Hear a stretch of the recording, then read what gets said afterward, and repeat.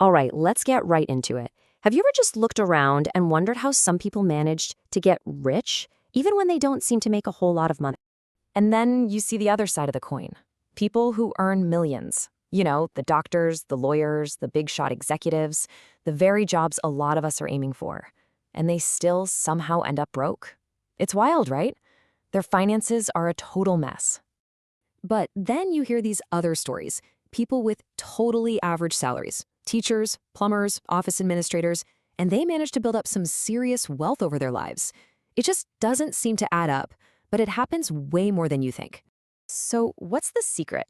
Well, according to the fantastic book, The Psychology of Money, the answer is actually pretty simple.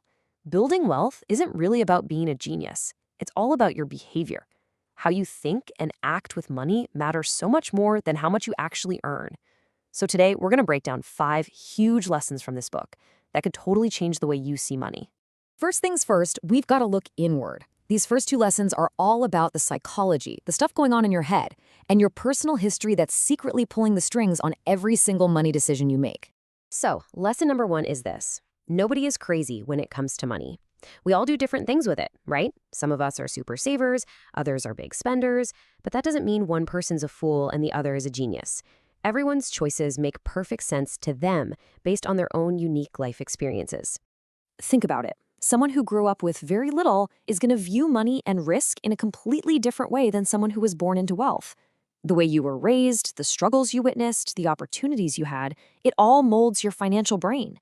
So the big takeaway here is this. Stop judging other people's choices and definitely stop trying to copy them. Instead, focus on building a strategy that works for your life, your goals, and your own story.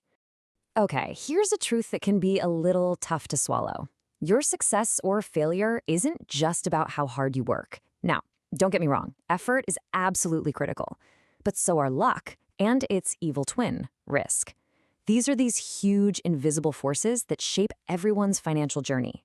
For example, you could have 2 people with the exact same brilliant idea. They both work equally hard, but one of them gets a lucky break, just the right timing, and bam, they're a huge success. The other person gets hit with some unexpected risk, some bad timing, and it all falls apart.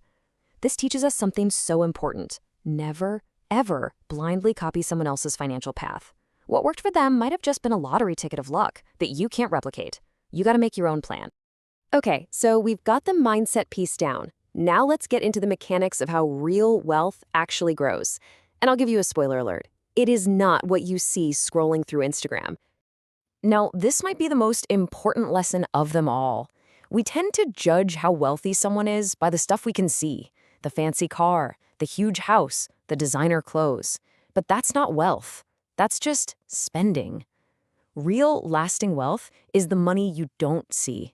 It's the money you haven't spent. This iceberg analogy is just perfect. All that flashy spending, that's just the tiny tip of the iceberg poking out of the water. The real power, the real substance, is the massive, invisible chunk of ice underneath. That's your savings account, your investments that are quietly growing, the financial security that lets you sleep peacefully at night. A lot of truly wealthy people live surprisingly simple lives because their focus is on growing the hidden part of that iceberg. Okay, especially for anyone just starting their career, listen up. If you have one financial superpower, it's this one. Compounding is basically the engine of building wealth. It's that magical process where your money starts making its own money, creating the snowball effect that just gets bigger and bigger and bigger over time. I mean, just look at this. For the first few years, putting away a small amount every month, it doesn't look like much is happening. But then, look at that jump between year 15 and year 30. Whoa, the growth goes vertical. That's not just your initial investment working anymore. It's your earnings that are now generating their own earnings. That is the magic of compounding.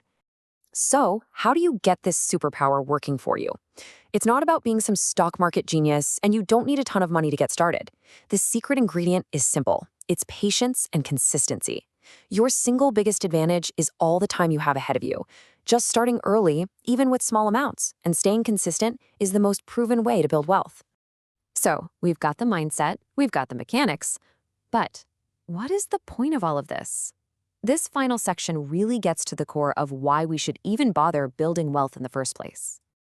The biggest mistake people make is thinking that the goal of money is to just buy more stuff. It's not. The single greatest thing that money can buy is control over your time. The ultimate goal is freedom.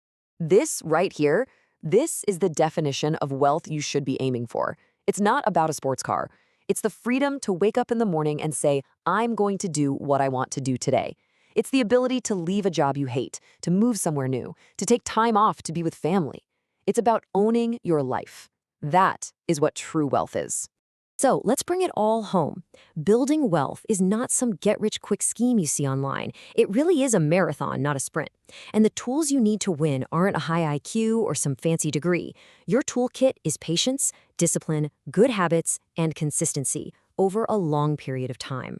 For so many of you, you're standing at the very beginning of this journey. You have the single most valuable asset anyone could ask for: time. The small, smart choices you start making today will compound and grow into a future that's more secure and more free than you can even imagine. So the only question left is, what kind of story are you going to write?